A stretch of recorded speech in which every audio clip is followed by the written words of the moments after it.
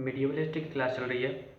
मुगल काल, मुगलकालीन प्रांतीय प्रशासन के प्रमुख अधिकारी सिपह सालार, सूबेदार, दीवान, बख्शी आदि प्रमुख अधिकारी थे। सिपह सालार अथवा सूबेदार यह प्रांतीय प्रशासन का प्रधान होता था। प्रारंभ में यह सिपह सालार कहलाता था तथा कालांतर में इसे सूबेदार कहा जाने लगा। इसे नाजिम भी कहा जाता है। यह प्रांत में सम्राट का प्रतिनिधि था। यह प्रांत में कानून व्यवस्था, सामान्य प्रशासन, विकास कार्यों, प्रजा के कल्याण आदि के लिए उत्तरदायी था। राजस्व वसूली में प्रांतीय दीवान की सहायता करना भी इसका उत्तरदायित्व था। यह प्रांत में फौजदारी न्याय से भी संबंधित था तथा अत्यावश्यक होने की स्थिति में प्राणदंड भी दे सकता था। यह अधीनस्थ शासकों से कर आदि की वसूली भी करता था। सूबेदार को स्पष्ट निर्देश दिए गए थे कि यह प्रजा के धार्मिक मामलों में हस्तक्षेप न करे। अकबर ने गुजरात के सूबेदार टोडरमल को राजपूत सरदारों से संधि करने तथा उन्हें मनसब प्रदान करने का अधिकार दिया था, परंतु अन्य सूबेदारों को यह अधिकार प्राप्त नहीं था। 1586 ईसा में अकबर ने नया प्रयोग करते हुए प्रत्येक प्रांत में 2 सूबेदारों को नियुक्त करना प्रारंभ किया, किंतु इस व्यवस्था से विवाद उत्पन्न होने लगे तथा शीघ्र ही यह व्यवस्था समाप्त कर दी गई। यद्यपि साम्राज्य विस्तार के साथ सूबों की संख्या बढ़ती गई। अकबर के समय में कुल सूबे 15 हो गए। जहांगीर के काल में 17, शाहजहां के काल में 18 तथा औरंगजेब के काल में 21 सूबे थे, परंतु संपूर्ण दक्कन दक्षिणी क्षेत्र के लिए मात्र सरसूबेदार ही नियुक्त होता था। दीवान यह सूबे में दूसरा महत्वपूर्ण अधिकारी था। प्रत्येक प्रांत में एक दीवान, प्रांतीय दीवान होता था, जो 1595 ईसा के बाद से केंद्रीय दीवान की सिफारिश पर नियुक्त होने लगा था। इसके पूर्व सिपह सालार ही प्रांतीय दीवान को नियुक्त करता था। 1595 ईसा के बाद से दीवान, सिपह सालार तथा मातहत नहीं सहयोगी जैसे हो गया था। इसके कार्य भू राजस्व तथा अन्य करों की वसूली एवं उनका हिसाब किताब रखना, केंद्रीय दीवान को पाक्षिक रिपोर्ट भेजना, दीवान संबंधी मुकदमों का निर्णय करना आदि थे। कृषि के सुधार एवं विस्तार की जिम्मेदारी भी इसी की थी। यह अनुदानों पर नज़र रखने का काम भी करता था। मीर बख्शी, इसकी नियुक्ति केंद्रीय मीर बख्शी की सिफारिश पर होती थी तथा इसके कार्य भी केंद्रीय मीर बख्शी जैसे ही थे। इसका एक प्रमुख उत्तरदायित्व केंद्रीय मीर बख्शी को प्रांत की समस्त घटनाओं से अवगत कराते रहना था। यह सेना का वेतनाधिकारी नहीं था, जबकि केंद्रीय बख्शी सेना का वेतनाधिकारी होता था। सद्र, यह भी केंद्रीय सद्र जैसे अधिकारियों का उपभोग करता था तथा इसके उत्तरदायित्व भी उसी जैसे थे। अकबर काजियों से संतुष्ट नहीं था, अतः उसने प्रांतों में एक एक मीर अदल न्यायाधिकारी नियुक्त किया तथा काजी को इसका सहायक बना दिया। कोतवाल, यह राजधानी और बड़े शहरों में नियुक्त होता था तथा नगर में कानून व्यवस्था बनाए रखने की जिम्मेदारी इसी की थी। यह मापतौल आदि की जांच भी करता था तथा जुआगर, वेश्यालय आदि पर निगरानी रखता था। अकबर ने वेश्याओं को नगर से बाहर बसा दिया था तथा उस स्थान का नाम शैतानपुरी रखवा दिया था। इस प्रकार प्रांतीय अधिकारी मिलकर एक समूह बनाते थे, जिसका प्रमुख सिपह सालार था। दीवान, बख्शी, सद्र आदि की पहुंच सीधे केंद्र तक थी तथा ये सिपह सालार के कनिष्ठ होते हुए भी केंद्र के प्रति जवाबदेह थे। इस प्रकार अंकुश एवं संतुलन की नीति लागू की गई थी। जिला सरकार का प्रशासन, प्रत्येक सूबे कई सरकारों जिलों में बटा होता था। मुगल काल में जिले को सरकार भी कहते थे तथा प्रत्येक सरकार के प्रमुख अधिकारी फौजदार, अमलगुजार, काजी, कोतवाल, वितिकची आदि होते थे। फौजदार यह जिले में सैन्य बलों का प्रधान होता था। इसका कार्य सामान्य प्रशासन चलाना, शांति व्यवस्था बनाए रखना, अमल गुजार की भू राजस्व वसूली में सहायता करना आदि थे। कालांतर में इसे न्यायिक अधिकार भी दिए गए। औरंगजेब के बाद यह पद प्रायः आनुवंशिक हो गया। उसकी नियुक्ति बादशाह द्वारा की जाती थी, यद्यपि उसे सूबेदार की अधीनता में कार्य करना पड़ता था। अमल गुजार यह मुख्यतः भू राजस्व का निर्धारण एवं लगान वसूली का कार्य करता था। यह कृषि सुधार से भी संबंधित था। यह सूबे की दीवान के अधीन था। वितिकची यह एक प्रकार का लिपिक था जो भूमि की पैमाइश, उपज, लगान आदि के कागजात तैयार करता था। किसानों से लगान वसूल होने की रसीद भी वही देता था। वितिकची अमल गुजार के अधीन अधिकारी था। खजानदार इसका प्रमुख कार्य खजाने की सुरक्षा करना था। यह अमल गुजार के अधीन होता था। काजी इसे काजी ए सरकार भी कहा जाता था। यह फौजदारी एवं दीवान के उन मामलों में न्याय करता था जिनमें एक या दोनों पक्ष मुसलमान हो। औरंगजेब काल में वह जजिया एवं जकात नाम के कर भी वसूलता था। परगना प्रशासन प्रत्येक सरकार में कई परगने होते थे। इसके प्रमुख अधिकारी सिकदार, फौजदार, कानूनगो और कारकुन थे।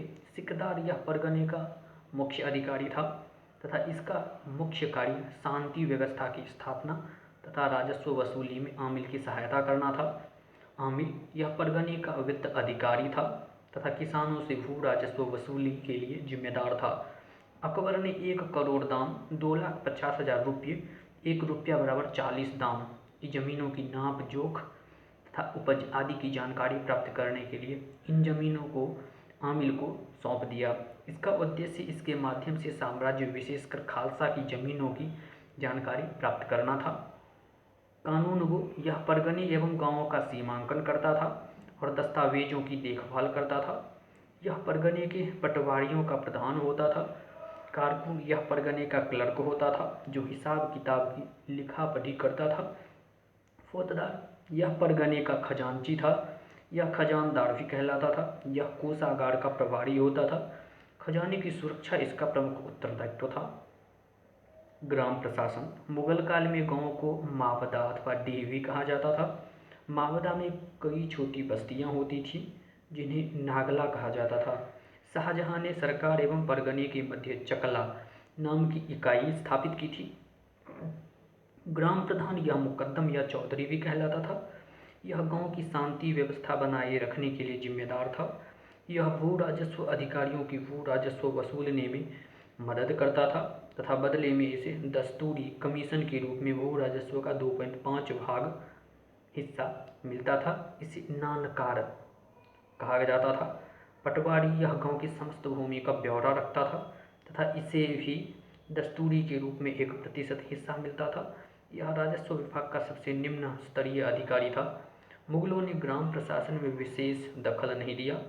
वस्तुतः सल्तनत काल से ही केंद्रीकरण की जो प्रक्रिया चली आ रही थी उसके अंतर्गत स्थानीय भूस्वामियों के अधिकारों को सीमित करने के प्रयास होते रहते थे।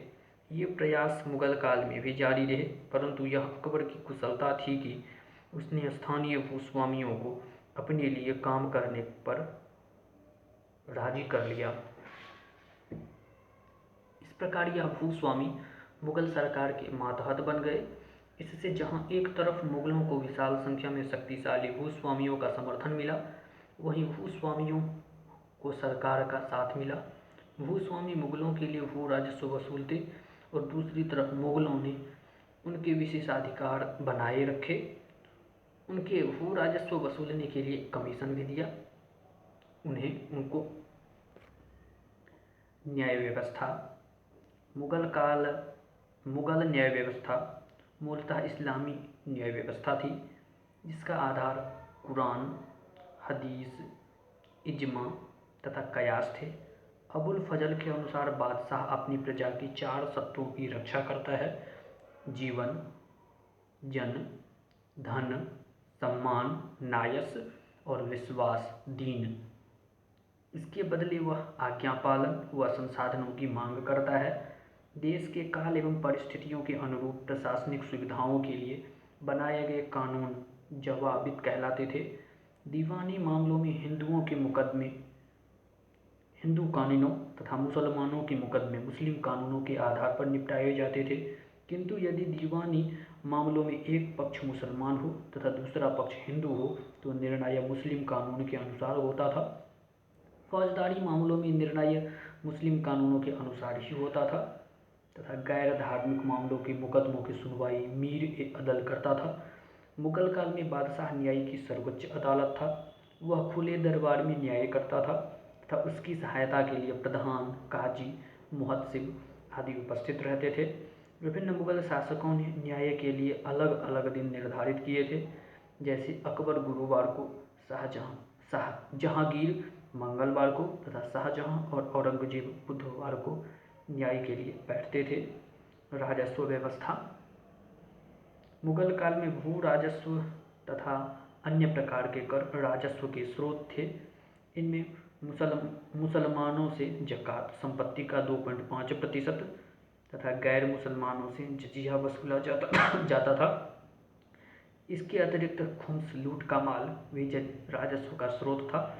अकबर ने विवाह की रजिस्ट्री की प्रथा चलाई एवं उस पर शुल्क लगाया। भू राजस्व।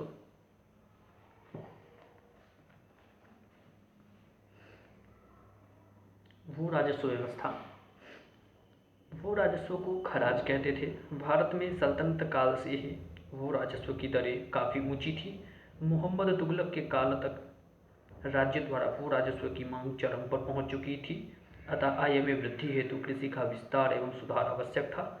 अकबर के काल में भू राजस्व व्यवस्था में जो सुधार हुए उनका मुख्य उद्देश्य यह था कि बिचौलिए अपना भार सामान्य किसानों पर न डाल पाएं।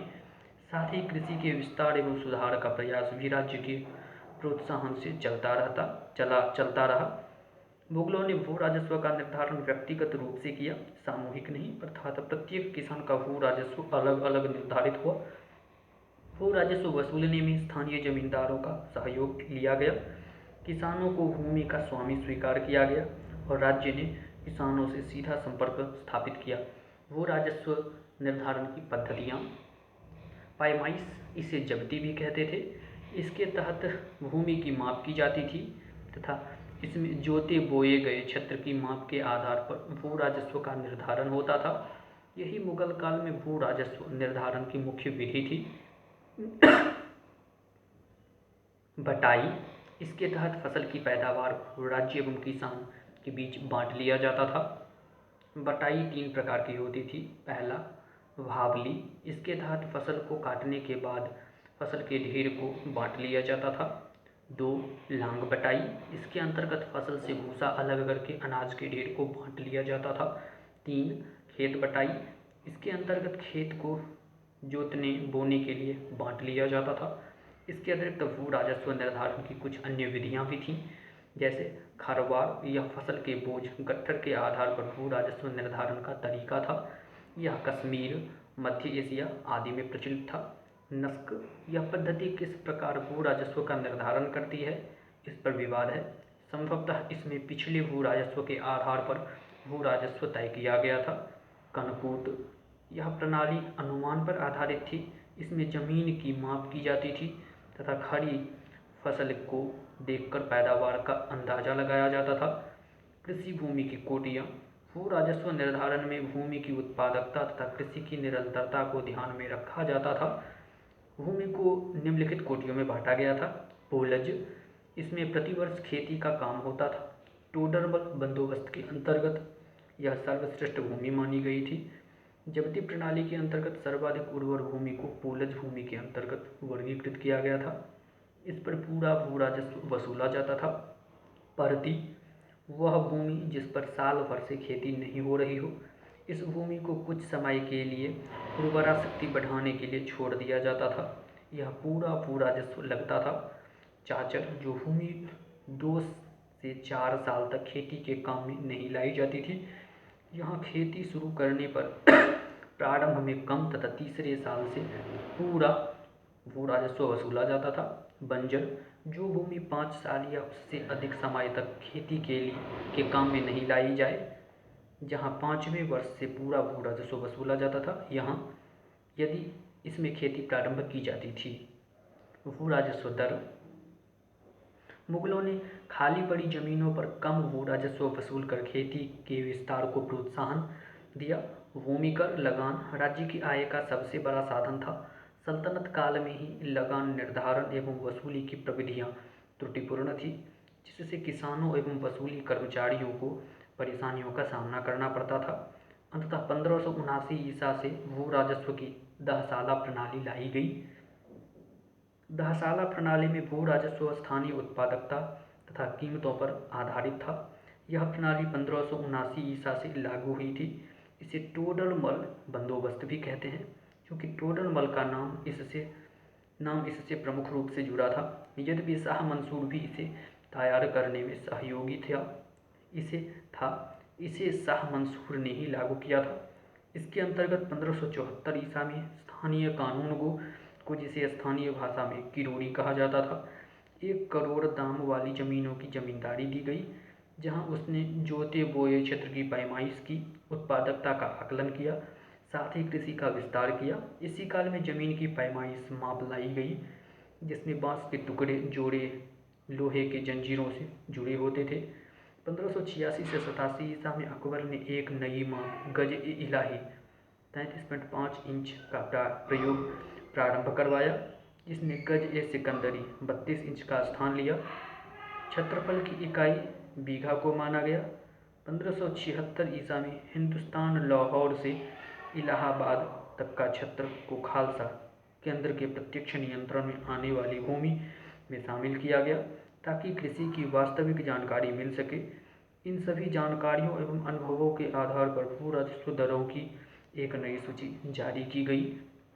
यह प्रत्येक परगने में पिछले 10 वर्षों के जोते बोए गए क्षेत्र उत्पादकता स्थानीय मूल्यों पर आधारित थी, अतः इसे दहसाला कहा गया। जमीनों को देय मालगुजारी भू राजस्व हल्कों क्षेत्रों में बांट दिया गया। मालगुजारी संबंधी ये नियम अथवा परंपराएं संबंधित क्षेत्र के दस्तूर कहे जाते थे। यह 10 वर्षों का बंदोबस्त नहीं था, बल्कि पिछले 10 वर्षों पर आधारित बंदोबस्त था। इस व्यवस्था के लागू होने से बुवाई के तुरंत बाद होने वाली पैमाइश होती ही भू राजस्व का अनुमान हो जाता था। किसानों को भू राजस्व अनाज के रूप में देने की छूट थी, परंतु नकदी फसलों जैसे गन्ना, कपास, तंबाकू इत्यादि का भू राजस्व नकद ही देना होता था। भूमि के विशिष्ट प्रकार। जाहिर वह भूमि जो मनसबदारों को वेतन के बदले दी जाती थी।